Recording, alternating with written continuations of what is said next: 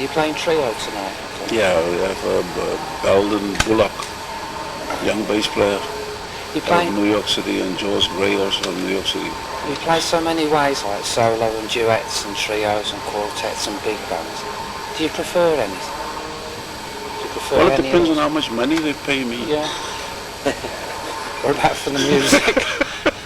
We have no problem with music. Music is not really our problem. No?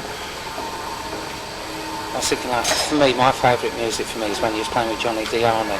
Oh yeah, Johnny was an incredible musician. Would you like to say something about that time, Johnny? Johnny? Yeah. No, he's gone. Johnny was okay. In any musical culture, you know, in any country, there's continuity.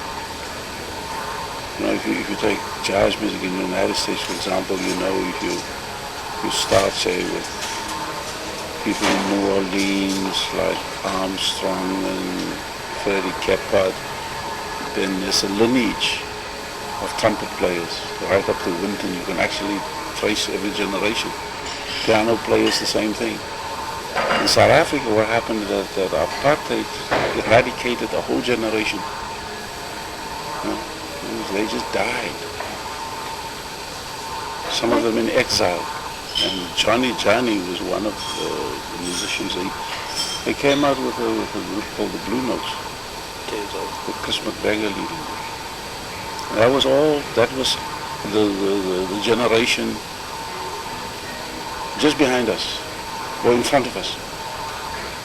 So when they left there, Johnny was 16, Mongezi, Feza, trumpet player, 14 years of age. And all of them died in London. Every single one of them. The only one that's left is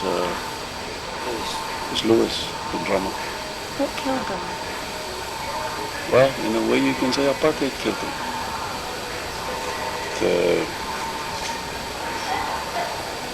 See, when you were in South Africa at the time, you had a choice, you see. Either you stayed there, and if you stayed, you either have to stop playing the music or you have to go into get a day job and try to play. There's no way that you can operate as a professional. So most of us left because, and also the movement in the ANC asked us to play a more visible role in the struggle. But there's several reasons for taking that decision, because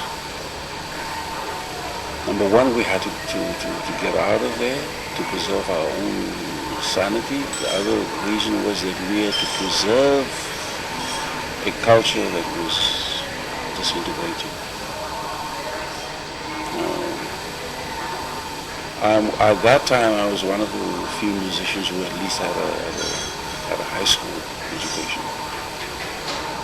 Most of those musicians hardly got past primary school. They were incredible musicians. Again, is the legacy of apartheid. So when they came abroad, the only thing that stood between them and starvation was the instrument. I know they were offered several scholarships, but they couldn't fulfill the scholarships because they didn't have the basic. Very big educational school. So the answer is that it was apartheid that killed him. Is it also possible that it might have been that people just didn't survive here because they missed South Africa? It's Still, it's apartheid. But when you go into exile and miss South Africa, it's still. It was a hard choice. It was a hard choice for people to make, to say, okay, that you actually decide to go into exile. Exile with families, you know. All our families have been disrupted. My family is disrupted. I didn't grow up in a normal family or extended family situation. You lived in exile. You had a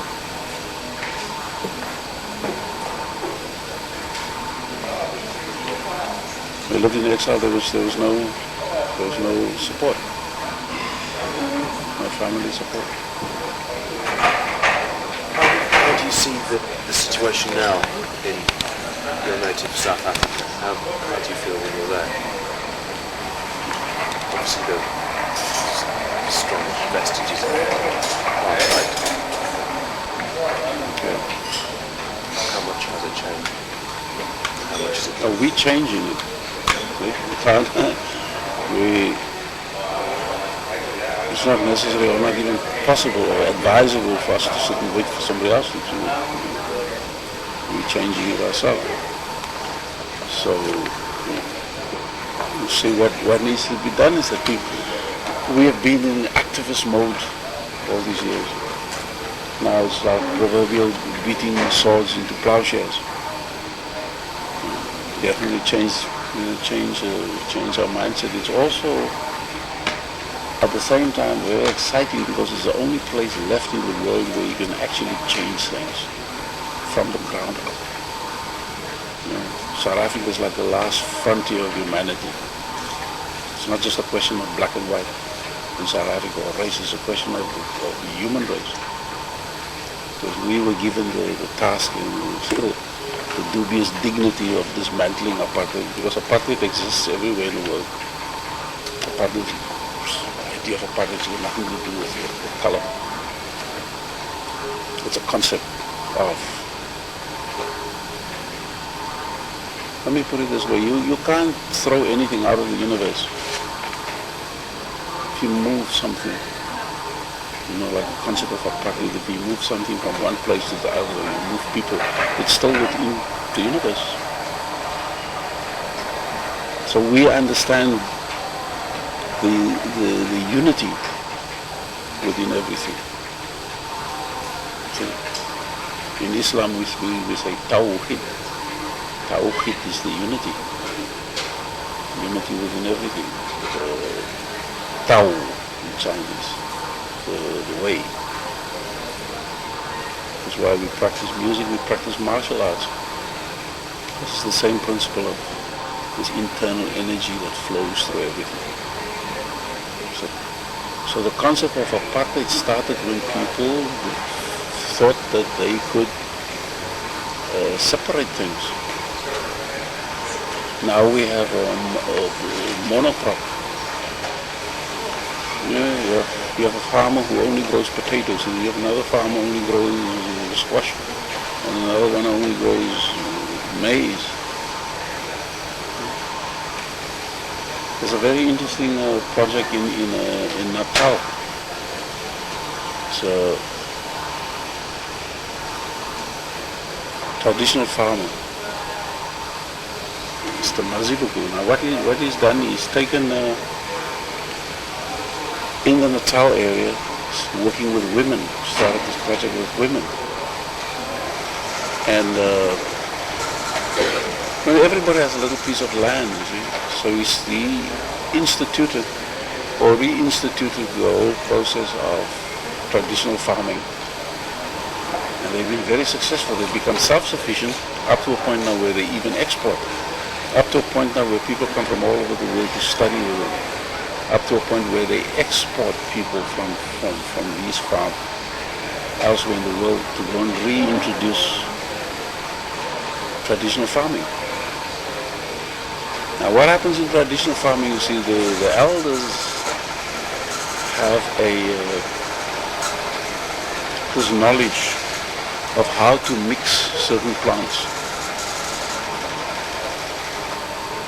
So maybe you take 3 or 4 plants, and these plants are complementary. You sow them together, they grow together.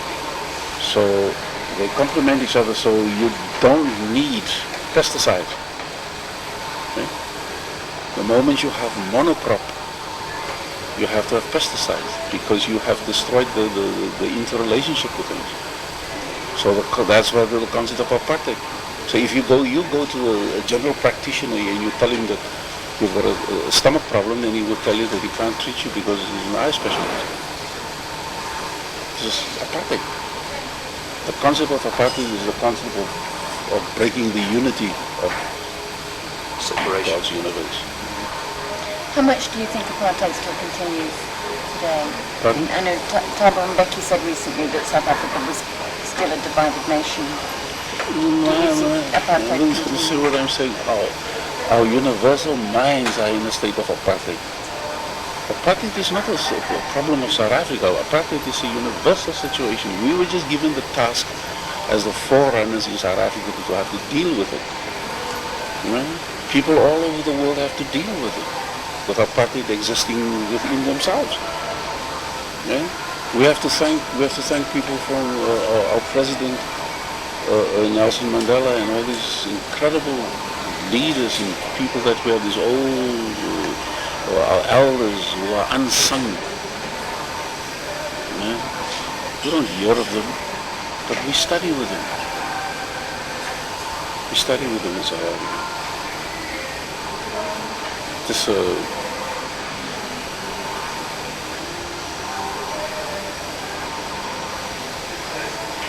There was a shooting yesterday in Washington. You know about it?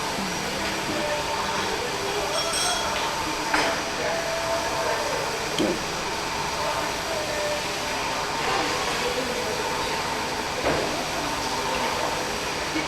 We're starting a music academy, starting one in Johannesburg and one in Cape Town. We've been at this project now for many years. We've just been given access to the Cape Town City Hall. In fact, we're talking to Shadow, Twala, and then PF. What's the station? What is the station in Cape Town, the radio? And also Kaya FM in Johannesburg to give us support. So we started these music academies, one in Johannesburg. In Johannesburg, our record company has given us the 6th floor of the building. In Cape Town, we have access to the City Hall. So our music academy we have access, we're getting it together, and we're starting on the 1st of September. It's going to be an international academy. More than an academy, it's going to be a research academy. And not just focusing on music, we have to have a total broader spectrum of activity. And what's your Music, role in pardon? that? What's your role in that? Creative, in terms of giving creative ideas for people to execute. But the courses will be music, of course all the aspects of music, which are composition, performance skills, but also to give people empowerment in terms of giving them skills for tour management, marketing, public relations, all related avenues of the music industry. And we also, the holistic sense, the holistic area, we have integrated the traditional healers, also general practitioners, acupuncturists from China, Japan, linguists. South Africa is the key, not just to South Africa, but the key to the planet. We say, last November we played a concert we did a tour of South Africa and we played in the Sudwala Caves. You know the Sudwala Caves? Sudwala Caves is in Mpumalanga. Mpumalanga is, Mpuma means to come out. Langa is the sun. So where the sun comes out. It's the eastern part of South Africa next to the Swazi border. Incredible part of the world. We played a concert in a cave that is 250 million years old. Right? It has an amphitheater, about 600 seat, a natural amphitheater. Now, if you take 400 years of colonialism and compare it to 250 million years, this is nothing. Look where our mindset is at. This is the glory of Africa. The time is the great liberator. Do you feel that in so-called post-apartheid South Africa there are different influences, there's perhaps less a different kind of drive on musicians, or a different kind of influence on musicians working today than you had in the old days when you were in exile or under I don't apartheid? understand your question. Well, have the influences changed on musicians,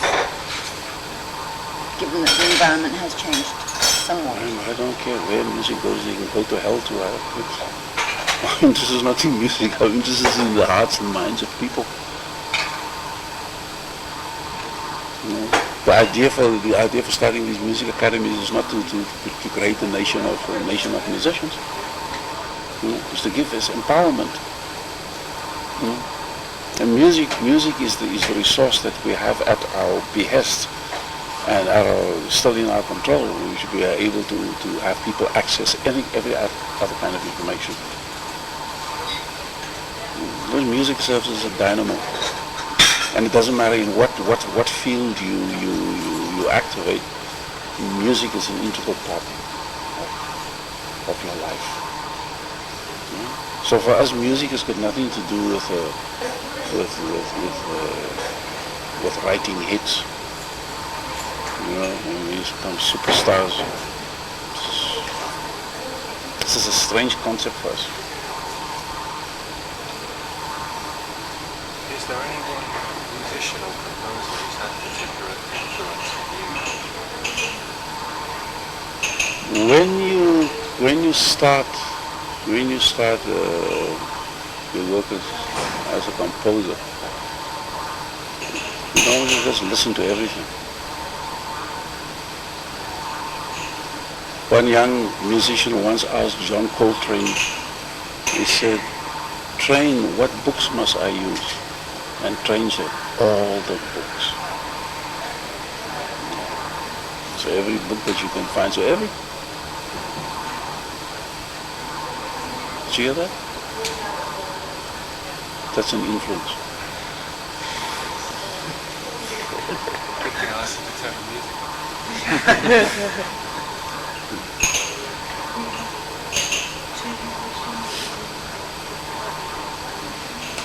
You spoke with incredible optimism about South Africa and empowering people. Do you think that the optimistic wave that South Africa is going through or has gone through is likely to last? The universe is a safe place.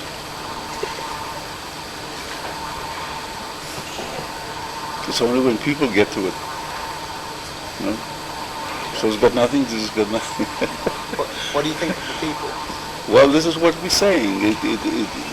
We have been given the task in South Africa to change it, and we are blessed that we have somebody like the President Mandela. And that concept of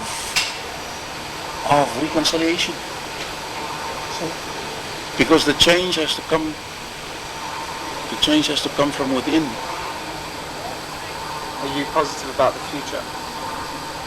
Say that question. Why don't you ask that question for yourself? Just say it for yourself and then hear what you're saying.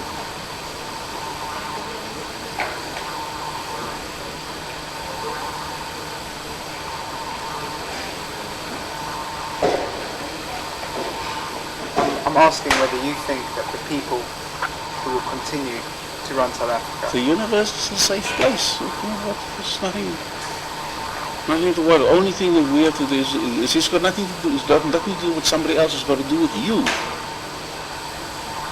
It's like something we have in the interview. What's his name? Tenor player once asked a journalist, and the journalist kept on asking him, and he said to him, "You think it's about you?" No. The music that we play has got to do with us. The situation in South Africa is not got to do with South Africa, it's got to do with humanity, it's got to do with what is in our hearts. How do we change it? This is what we have to address. That's why I'm saying South Africa is a prime example for the rest of the world. And also I think the way that people go about solving problems in South Africa is incredible. You know, it's fantastic because I know when the whole discussion started, the idea of dialogue, all of that was done not in public. No? And then finally when it was resolved, there was a statement made. Nowadays everything, negotiations is done on television, so everybody brings their own agenda.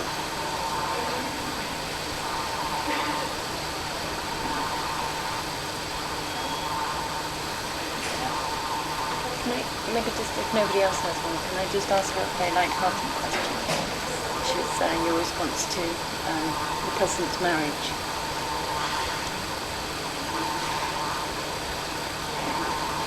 It's a good idea. We have to congratulate. See, there again is always the music. The music playing a major role in the gotcha, Marshall. It's the video of some more of and we played it during Thelonious time before the president died. Now Gotcha is a musician. She's a pianist. She was in the music conservatory studying to become a pianist when the war broke out, and she left and joined. So within every dynamic in South Africa or South Africa, there's always the element of music. So for us, music is not something apart that we have to go and do somewhere.